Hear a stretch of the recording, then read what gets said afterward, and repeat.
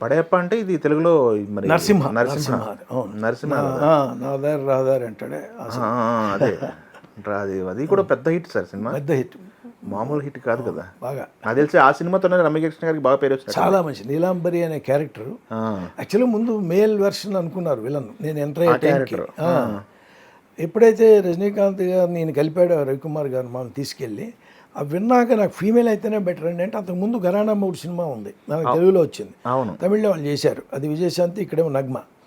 అక్కడ మళ్ళీ విలన్ అమ్మాయి లేడీదే విలను, ఇక్కడ మళ్ళీ ఈసారి లేడీనే అంటే బాగోదేమో అనేది అసిస్టెంట్స్ వాదన. ఆయన అసిస్టెంట్స్ మన డైరెక్టర్ అసిస్టెంట్స్ కొంతమంది రైటర్స్ కూడా అవునవును మేల్ పెడదాం ప్రతిసారి అని. నాకు లేదు సార్ ఇది యాప్ట్గా అమ్మాయి ప్రేమించి ఫెయిల్ అయ్యి ఆ అమ్మాయి విలన్ అయితే ఉన్న కిక్ మేలుతో ఉండదని వాదించాం. వాళ్ళందరినీ కట్ చేసి నేను ఆయన రజనీకాంత్ గారు విడిగా దీనికి వెళ్ళాము, మహాబలిపురం దగ్గరికి వెళ్ళాము. మళ్ళీ అక్కడి నుంచి ఆయన గెస్ట్ హౌస్ తీసుకెళ్ళాడు, డిసైడ్ చేసుకొని వచ్చి ఐశ్వర్యరాయని ట్రై చేశారు. డైరెక్టర్ మొదటి నుంచి రమ్యకృష్ణే ఉంది మనసులో. డైరెక్టర్ గారు రమ్యకృష్ణ. ఎవరు ఆయన రజనీకాంత్ గారి ఉద్దేశం ఐశ్వర్యరాయని తెద్దాం ఆ రోల్ కని. ఓహో, రజనీకాంత్ గారు పెడదాం ఆయన లోపల ఉద్దేశం. ఎందుకంటే ఒక వెయిట్ ఉంటుంది ఆ అమ్మాయి చేస్తుందంటే కూడా బాగుంటుందని. కుదరలే డేట్స్. రమ్య చేసింది, కానీ రమ్య ఇంత బాగా చేస్తుందని నాకు ఆల్రెడీ మాకు పరిచయం ఉంది ఆల్రెడీ కాబట్టి తెలుసు నాకు అమ్మాయి మంచి ఆర్టిస్ట్ అని, వెరీ గుడ్ ఆర్టిస్ట్ అమ్మాయి, మామూలుగా కాదు తెలుసు. కాబట్టి ఈయన రవికుమార్ గారికి గొప్ప నమ్మకం అమ్మాయితో చేయించుకోవచ్చు అని అదరగొట్టేసింది ఆ రోజు. మామూలుగా చేయలేదు. అట్లా కుదిరికి పెంచిపోయి సౌందర్య గారికి సౌందర్య కూడా చాలా బాగా చేసింది, మామూలు కాదు.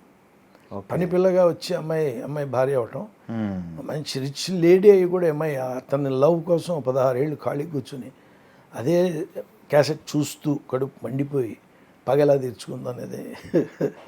ఆ రోజుల్లో మామూలు సెలవు బాగా డిఫరెంట్గా ఉండేవి. మీకు అప్పుడు అనిపించలేదా మరి ఇది ఆన్ సెట్ విశ్వనాథ్ గారితో ట్రావెల్ చేశారు, మిగతా డైరెక్టర్లంతా ట్రావెల్ చేశారు, మనం కూడా డైరెక్టర్ అయిపోదాం అనిపించలేదా మీకు? అంటే ఏమైందంటే నేను ఇందా చెప్పే కదా అలాగా నాకు బాధ్యతలు 3 అక్కలు 2 చెల్లెళ్ళు ఉన్నారు. బిగినింగ్ అప్పుడే రామానాయుడు గారు ప్రేమ జరుగుతున్న టైంలో ఆయన నన్ను స్వర్ణకమలంలో చూశారు కాబట్టి ప్రేమలో నేను dialogue writer on the set all the time 10 రోజులే ఉన్నా సురేష్ కృష్ణతో.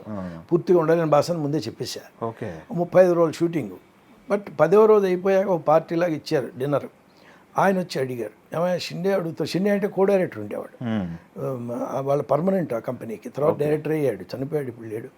ఆ సురేష్ కృష్ణతో ఇతను ఒప్పుకోవట్లేదని నా మీద చేశాడు సురేష్ కృష్ణ. ఆయన పిలిచి ఏమైనా నువ్వు నాకు కథ చెప్పావు గోపాల్కి మనోరథం అని, ఆ లవ్ స్టోరీ నువ్వు డైరెక్ట్ చేయి నెక్స్ట్ సినిమా, ఈ సినిమా మొత్తం ఉండు, ఇంకొక సినిమా ఉంటుంది నెక్స్ట్ మాకు, అది నువ్వు కూడా ఉంటే కో డైరెక్టర్ లాగా నువ్వు సినిమా బ్రేక్ ఇస్తాను నీకు, డైరెక్షన్ గోల్ ఉంది అన్నాడు. నాకు ఇంట్రెస్ట్ ఉంది కానీ బాధ్యతలు ఉన్నాయి, 2 సినిమాలు నాకు ఆన్ సెట్ ఉన్నాయి.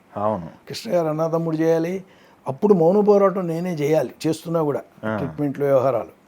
అలాగే మా విశ్వనాథ్ గారి సినిమాలు ఉన్నాయి, అవన్నీ వదిలేసి డైరెక్షన్ నాకు పెద్ద ఇంట్రెస్ట్లే. అందులో వద్దంటే వద్దని మామూలు ఉంటారు కదా ఫ్రెండ్స్ వెల్ విషర్స్ కూడా ఉండే పెద్దలు, వాళ్ళు చెప్పారు ఏమనంటే ఏమయ్యా ఆకేళ్ళ చేశాడు పోయాడు, మన గణేష్ పాత్ర ఫెయిల్యూర్ అయ్యారు, సత్యానంద్ గారు చేశారు కుదరలా, మొత్తం సినిమాలో ఓంకార్తో సహా అందరూ ట్రై చేశారు, రైటర్స్ అందరూ ట్రై చేస్తే ఫెయిల్ అయ్యారు తప్ప సక్సెస్ అయిన వాళ్ళు లేరు ఎక్సెప్ట్ జంజాల. నాకు సక్సెస్ ఫెయిల్యూర్ మీద నాకు ఎందుకో నమ్మకం ఉంది సక్సెస్ మీద, కానీ ఇది టైం కాదనేది నాకు వద్దని, ఎందుకంటే చేతిలో ఉన్న సినిమాలు వదిలేసి డైరెక్షన్కి ఎందుకు వెళ్ళాలి. ఈ నెంబర్ ఆఫ్ చేసుకోవచ్చు రైటర్గా అయితే చేయొచ్చు, బ్లేమ్ మన మీద ఏమి ఉండదు. లేకపోతే ఆడితే ఆడతలేకపోతే లేదు, మన సినిమాలు వస్తూనే ఉన్నాయి. అది ఆ బిజీ ఉంది, అది అవసరం నాకు, అలా మిస్ అయ్యాను. ఇప్పుడు కొంతమంది రైటర్లు సక్సెస్ అయ్యారు కదా కొంతమంది. అవునండి, ఇప్పుడు కాదు సార్, 10 ఏళ్లగా ఓన్లీ రైటర్సే డైరెక్టర్లు అయ్యారు. All the directors are writers. ఇప్పుడు అది పూరి జగన్నాథ్ కావచ్చు, త్రివిక్రమ్ కావచ్చు, ప్రతి వాళ్ళు రైటరే. వాళ్ళే కథ సమకూర్చుకుంటారు, వాళ్ళ డిపార్ట్మెంట్ ఉంటుంది, చాలామంది అసిస్టెంట్లు ఉంటారు, కానీ బేసిక్గా రైటింగ్ అన్నది వాళ్ళ పేరుతోనే వెళ్తుంది. అంటే కథా మాటలు స్క్రీన్ ప్లే దర్శకత్వం అనేది ఒకప్పుడు ఓన్లీ దాసనారాయణరావుకి ఎప్పుడు అట్లా ఉండే తక్కువ మందికి ఉండేది. బట్ దాదాపు 2010 నుంచి all the directors they are writing their scripts.